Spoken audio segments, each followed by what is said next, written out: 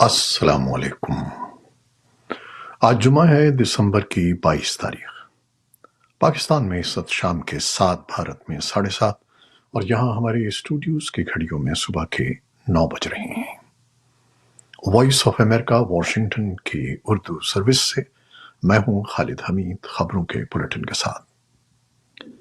پہلے پاکستان، بھارت اور افغانستان کی خبریں اور اس کے بعد غزہ کی صورتحال اور عالمی خبریں۔ سپریم کورٹ آف پاکستان نے سائفر گمشدگی کیس میں سابق وزیر اعظم عمران خان اور شاہ محمود قریشی کی درخواست ضمانت منظور کر لی ہے۔ عدالت عظمیٰ نے جمعے کو سماعت کے دوران پروسیکیوشن کے دلائل کے بعد کہا کہ جو دستاویزات دکھائے جا رہے ہیں ان سے کسی طور بھی یہ کیس ثابت نہیں ہوتا۔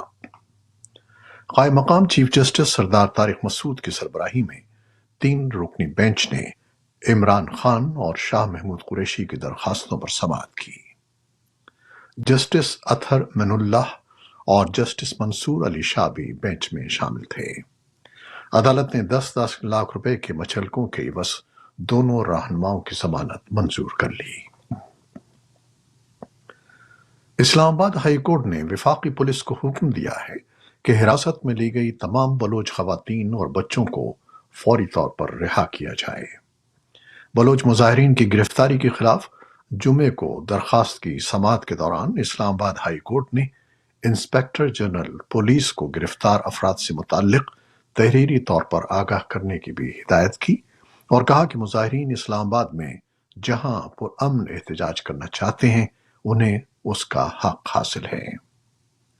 چیف جسٹس اسلام آباد ہائی کورٹ جسٹس عامر فاروق نے جمعے کو بلوچ مظاہرین کی گرفتاریوں اور احتجاج کا حق دینے سے روکنے کے خلاف درخواست پر سماعت کی۔ پاکستان کے دفتر خارجہ نے ایک بار پھر تحریک طالبان پاکستان یا TTP کی جانب سے جدید ترین اسلحے اور ہتھیاروں کے قبضے اور استعمال پر تشویش کا اظہار کیا اور کہا کہ اس خطرے کو بے اثر کرنے کے لیے عالمی برادری کی مشترکہ کارروائی اور مشترکہ حکمت عملی کی ضرورت ہے۔ پاکستان کے دفتر خارجہ کی ترجمان ممتاز زہرا بلوچ نے جمعرات کو اسلام آباد میں ایک نیوز کانفرنس میں بتایا کہ اسلام آباد نے اس مرحلے میں طالبان حکومت کی جانب سے TTP کے 40 آپریٹرز کی گرفتاری کی تصدیق نہیں کی ہے، جس کی اس ہفتے کے اوائل میں افغان میڈیا نے اطلاع دی تھی۔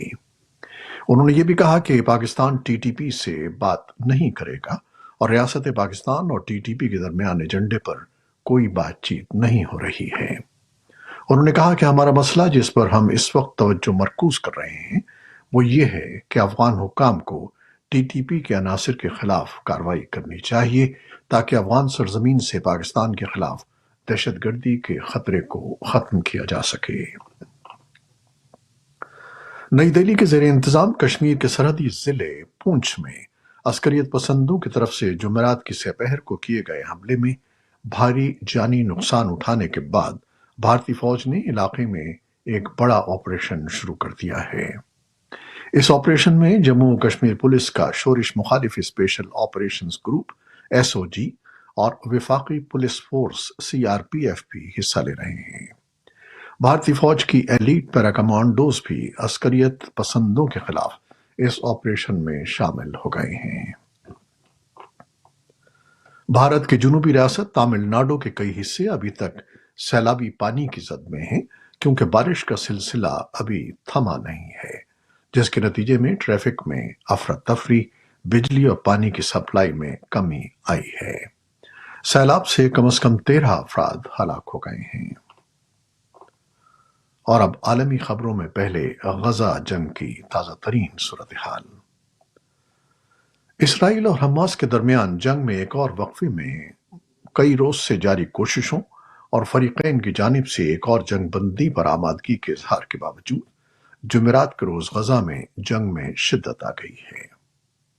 اسرائیل کی جانب سے انتہائی شدید بمباری کی جا رہی ہے، جبکہ حماس تل ابیب پر راکٹ برسانے کی اپنی صلاحیت کا مظاہرہ جاری رکھے ہوئے ہے۔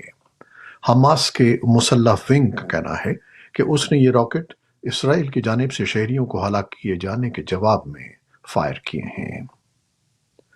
ماہرین کا کہنا ہے کہ غزہ میں اسرائیلی فوج اب تاریخ کی سب سے مہلک اور تباہ کن جنگ بن گئی ہے۔ صرف 2 مہینے کی جنگ کے نتیجے میں ہونے والی تباہی سن 2012 اور سن 2016 کے درمیان شام کے حلب، یوکرین کے ماریوپول یا دوسری جنگ عظیم میں جرمنی پر اتحادیوں کی بمباری سے کہیں زیادہ ہے۔ غزہ میں فلسطینیوں کی ہلاکتوں کی تعداد 20,000 کے قریب پہنچنے کے بعد عالمی برادری جنگ بندی کا مطالبہ کر رہی ہے۔ اقوام متحدہ کی سلامتی کونسل کی غزہ جنگ پر قرارداد کے مسودے میں امریکہ کے اعتراضات کے بعد اہم تبدیلیاں کی گئی ہیں اور توقع ہے کہ جنگ زدہ علاقے میں امداد کی فراہمی یقینی بنانے والی قرارداد پر آج ووٹنگ ہوگی۔ نظر ثانی شدہ مسودے میں اسرائیل اور حماس کے درمیان جاری لڑائی میں فوری طور پر جنگ بندی کے مطالبے کے بجائے ایسے حالات پیدا کرنے کی بات شامل ہوگی جن سے عسکری کارروائیوں کے خاتمے کی طرف جایا جا سکے۔ عالمی ادارے میں تعینات امریکی سفیر لنڈا تھامس گرین فیلڈ نے مشاورت کے بعد صحافیوں سے بات کرتے ہوئے اشارہ دیا کہ امریکہ نئے متن کی حمایت کر سکتا ہے۔ یوکرین کے دارالحکومت کیف پر جمعے کے صبح سویرے روسی ڈرونز کی بوچھاڑ کی گئی۔ حکام نے بتایا کہ اس مہینے میں شہر پر یہ 6واں ڈرون حملہ ہوا جس میں کم از کم 2 افراد زخمی ہو گئے۔ یوکرین نے کہا کہ اس نے روس کے کیف کی طرف روانہ کیے گئے 28 ایرانی ساختہ ڈرونز میں سے 24 کو مار گرایا ہے۔ میئر ویتالی کلتسکو اور دیگر عہدیداروں نے الگ الگ رہائشی اضلاع پر حملوں کی اطلاع دی ہے۔ جمعرات کو پراگ کی ایک یونیورسٹی میں ایک مسلح شخص نے 1 درجن سے زائد افراد کو ہلاک اور 20 سے زیادہ کو شدید زخمی کر دیا۔ پولیس کے مطابق 24 سالہ طالب علم نے پہلے اپنے والد کو قتل کیا اور پھر خود کو مارنے سے قبل اپنی یونیورسٹی میں 14 لوگوں کو ہلاک اور 25 کو زخمی کر دیا۔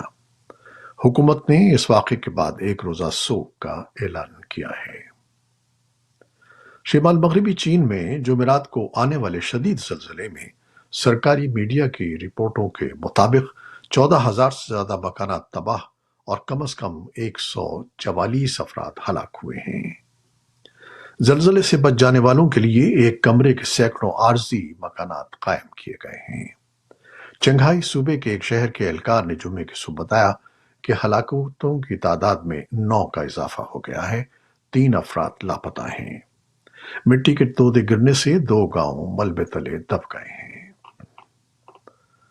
جاپان نے چین اور شمالی کوریا کے ساتھ کشیدگی میں اضافے کے بعد اگلے مالی سال کے لیے $56 بلین کے ریکارڈ دفاعی بجٹ کی منظوری دی ہے۔ وزیر اعظم فومیو کیشیدا نے کہ آئندہ چند سالوں میں دفاعی اخراجات بڑھانے کے وعدے کے مطابق کابینہ نے سن 2024-25 کے مالی سال کے لیے 7.95 ٹریلین ین کے مسودہ بجٹ کی منظوری دی ہے۔ جاپان میں جنگ کے بعد ایک امن پسند آئین ہے جو اپنی فوجی صلاحیت کو ظاہری طور پر دفاعی اقدامات تک محدود رکھتا ہے، لیکن اس نے گزشتہ سال اہم سیکیورٹی اور دفاعی پالیسیوں کو اپ ڈیٹ کیا، چین کی طرف سے درپیش چیلنج کا خاکہ پیش کیا اور سن 2007 تک دفاعی اخراجات کو نیٹو کے GDP کے 2% کے معیار سے دگنا کرنے کا ہدف مقرر کیا۔ یہ تھی وہ خبریں جو فیس بک لائیو پر ہم نے آپ کے لیے پیش کی۔ ہماری ویب سائٹ، یوٹیوب اور پوڈ کاسٹ پر یہ بلیٹن آپ کے لیے پوسٹ کر دیا جاتا ہے۔ آپ ہمارے بلیٹن کو شیئر کرتے ہیں اور اپنے کمنٹس میں اپنی محبتوں کا اظہار کرتے ہیں، جس کے لیے ہم آپ کے بے حد ممنون ہیں۔ اپنی ان کاوشوں کو جاری رکھیے گا۔ نیوز پروڈیوسر عائزہ عرفان اور نیوز ایڈیٹر بہجت جیلانی کے ساتھ خالد حمید کو اب اجازت دیجیے گا۔ اللہ حافظ۔